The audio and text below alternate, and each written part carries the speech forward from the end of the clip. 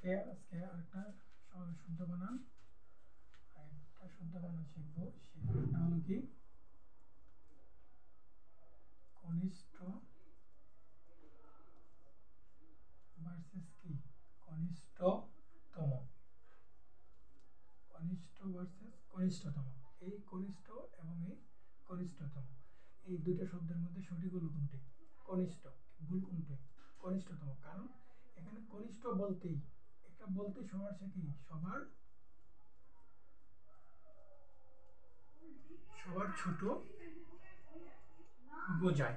এই কনিষ্ঠ বলতে সবার ছোট বোঝায়, তার সাথে তম বা তোর যোগ করার কি কোনো প্রয়োজন নেই।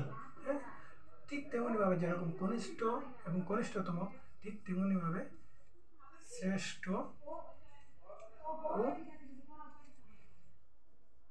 শ্রেষ্ঠতম,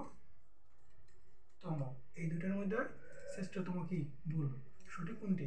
শ্রেষ্ঠ। কি জন্য?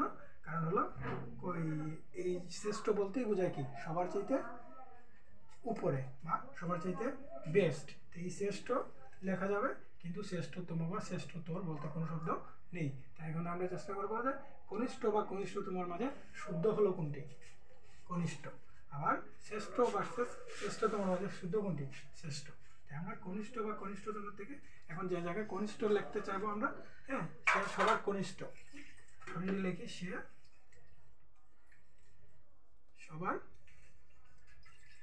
কনিষ্ঠ, সে সবার কনিষ্ঠ বা সে সবার ছোট, এটার সাথে কনিষ্ঠতম এই কনিষ্ঠতম দেওয়া যাবে না। ওকে।